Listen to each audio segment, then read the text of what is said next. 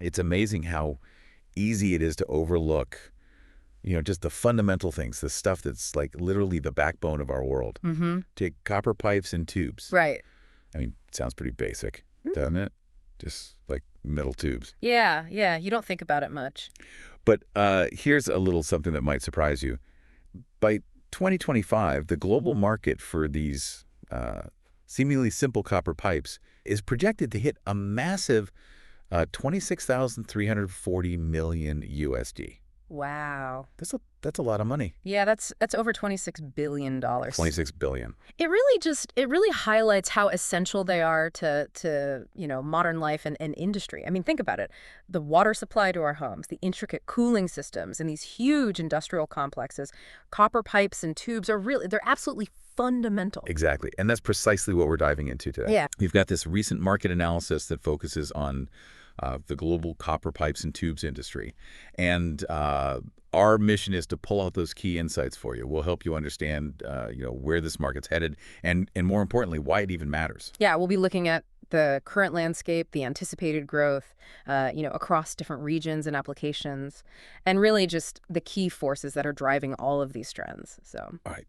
Let's start with the big picture. Yeah. That global market overview. Yeah. So we know it's 26,340 million USD in 2025. Mm-hmm. That's already a huge number.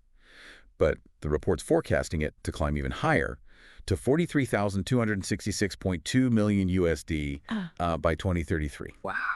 What does that kind of growth really tell us? Well, I mean, first of all, that's a pretty significant jump. Right. And it translates to a really strong compound annual growth rate, or CAGR, of 6.4% between 2025 and 2033. Okay. So basically, it means the market is expected to grow at an average rate of 6.4% each year for almost a decade, which is pretty impressive growth. That's huge. Okay. Yeah. So what's driving this? Yeah. What's making the demand for copper pipes and tubes surge like that? Well, the report kind of points to a few interconnected things. Firstly, we've got increasing industrialization happening all over the world, which means more manufacturing plants, more infrastructure, all of which require, these materials. Right. And then, of course, you've got rapid urbanization, which, Sure. As cities expand, there's more complex plumbing needs, more infrastructure needs in the buildings and such. Yeah. And then finally, there's just the sheer amount of construction and plumbing work happening globally, Right. much of it driven by these large-scale infrastructure development projects. Right. So more buildings, more infrastructure, more demand for copper pipes and tubes. It's pretty straightforward. Yeah. Yeah, that makes perfect sense. So now let's zoom in a little bit. Let's look at how this breaks down geographically, Okay. because this is where it gets really interesting. Right. North America, it looks like, holds the biggest piece of the pie in 2025. Yeah, they do. North America is projected to account for over 40% of that global market, with a value of 9,745.80 million USD Wow. in 2025. But their growth, it's positive, but it's at a more measured pace, I'd say. Their expected CGR for North America is about 4.9% from 2025 to 2033. Okay, and within North America, the U.S. makes up a big chunk of that. Mm-hmm. It's 7,689.44 million USD with a CAGR of 4.7%. Yeah. The report suggests that, ongoing residential and commercial construction, plus the fact that they have these well-established plumbing regulations are big factors here. Absolutely. And then you've got Canada, Yep. with a projected market size of 1,169.5 million USD in 2025 and a slightly higher CGR, 5.7%. And they're benefiting from their own urbanization trends and a lot of big infrastructure projects happening up there. Right. And then, of course, Mexico also contributes to North America's, strong position with a market of 886.87 million USD and a 5.4% CAGR. Yeah. So. Okay, so beyond just general construction, are there any specific industries or trends in North America that are really driving that demand for copper pipes? What's interesting is that copper is playing an increasingly big role in North America's renewable energy sector, Oh, interesting. which is growing rapidly. Yeah. Copper is a crucial component in all sorts of technologies like, solar thermal panels, geothermal heat pumps, even the infrastructure for EV charging stations. Right. So as the push for cleaner energy solutions kind of intensifies, so does that demand for copper in those, energy efficient building technologies and systems. Okay, makes sense. Yeah. All right, so shifting gears a bit, let's look at Europe. Okay. They also represent a sizable portion of the global market. They do, yeah. Europe accounts for over 30% of that global revenue, with a market size of 7,638.60 million USD in 2025. And their anticipated CAGR is 5.5%. Okay. And the UK seems to be a pretty big player within Europe. Oh, yeah, for sure. The UK's market is estimated at 1,283.28 million USD in 2025, with a pretty robust CAGR of 6.3%, likely fueled by, all those ongoing investments they have in residential and commercial building projects. Right. Makes sense. What about Germany? How are they doing? Germany, they're not far behind. Okay. Their market size is 1,512.44 million USD and a CAGR of 5.7%. And that's probably linked to their really strong and diverse industrial base. They've got, the automotive sector, the manufacturing sector, all using copper piping in different ways. Yeah, they're a manufacturing powerhouse for sure. For sure. Okay, so we've got the UK and Germany as kind of the big players there. What about some of the other countries? France, Italy, Russia? How are they doing? Yeah, so France is projected at 702.75 million USD with a 4.7% CAGR. Italy's at 656.92 million USD, 4.9%. And Russia, a bit bigger, 1,183.98 million USD with a 4.5% CAGR. Okay. So, all contributing in their own way. Yeah. And the report actually goes even deeper. It looks at, Spain, Sweden, Denmark, Switzerland, Wow. even Luxembourg. Wow. It's pretty comprehensive. Sounds like it. They're all, contributing to that European market with their own growth rates. But I'm kind of curious, are there any overarching policies or trends that are happening across Europe that are, really influencing that demand for copper pipes? Yeah, what's really noticeable in Europe is the impact of their, really strong environmental regulations. Copper, as you know, can be completely recycled without any loss in quality. Right. And that aligns perfectly with, initiatives like the EU Green Deal Right. and directives like the Energy Performance of Buildings Directive. All right. So that makes copper, a more and more preferred material for sustainable construction. Yeah. And it probably creates, a good, strong market for recycled copper as well. Okay, that makes sense. All right, so let's shift our focus now to the region with the fastest projected growth. All right. And that is Asia Pacific. Asia Pacific, yeah. They're really taking off. So currently, APAC holds around 23% of that global market share, with a market size of 6,321.60 million USD in 2025. Okay. But the really eye-catching number is their projected CAGR. 9.1% from 2025 to 2033. Wow. Highest growth rate of any region. That's huge. Yeah. All right. And I'm guessing China is a big part of that growth. Oh, absolutely. Yeah. China's copper pipes and tubes market is estimated at 2,655.07 million USD in 2025, with a very strong CAGR of 8.6%. And this growth is heavily influenced by, China's kind of dominant role in the development and deployment of renewable energy technologies, where copper is essential for things like solar panels and those efficient HVAC systems we were talking about earlier. Makes sense. Yeah. Okay. And India also stands out with a really high growth rate. Oh, yeah. What's going on over there? They have the highest national CAGR, actually. Really? At 11%. Wow. With a market size of 632.16 million USD in 2025. And that phenomenal growth is fueled by, rapid urbanization all across India and massive investments in infrastructure and real estate development. Right, they're booming right now. Yeah, absolutely. And then you also have, Japan, South Korea, Australia, Singapore, Taiwan, all of Southeast Asia, all kind of contributing to APAC's, dynamic growth. Feels like the whole region is on fire. Yeah, it's really impressive. Okay. And it sounds like that emphasis on sustainability that we talked about with Europe, that's also playing a role in APEC's growth, right? Exactly. Yeah. There's a growing focus on sustainable and energy-efficient construction, throughout the whole Asia-Pacific region. Green building initiatives like, India's doing really well with LED certification. Which is, driving demand for recyclable and energy-efficient materials, like copper. Okay.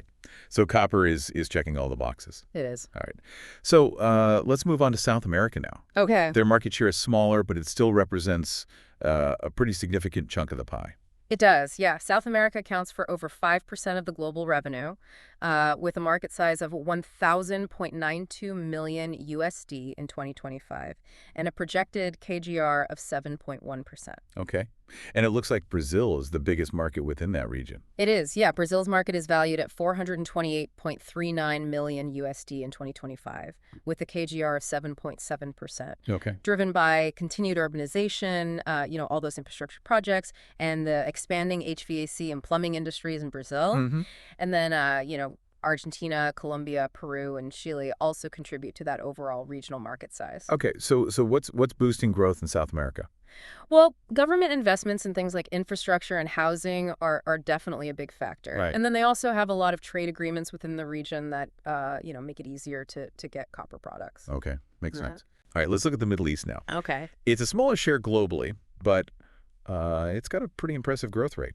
It does, yeah. The Middle East holds about 2% of the global market, with a size of 1,053.60 million USD in 2025 and a CGR of 7.7%. Okay. And some of the, key markets in this region are Saudi Arabia, the UAE, Turkey, and Qatar. Okay. And what's driving the demand for copper pipes and tubes in that part of the world? Well, a really critical factor in the Middle East is, they rely heavily on desalination plants and wastewater treatment Right, facilities. because of the water scarcity. Exactly. Yeah.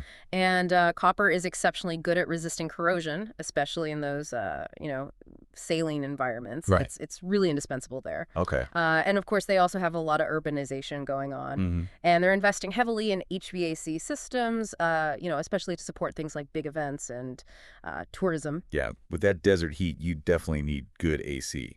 Okay. And last but not least, let's talk about Africa. All right. They have the smallest share of the global market, but still worth looking at. It is, yeah. So Africa currently has about 1% of the global market, Right.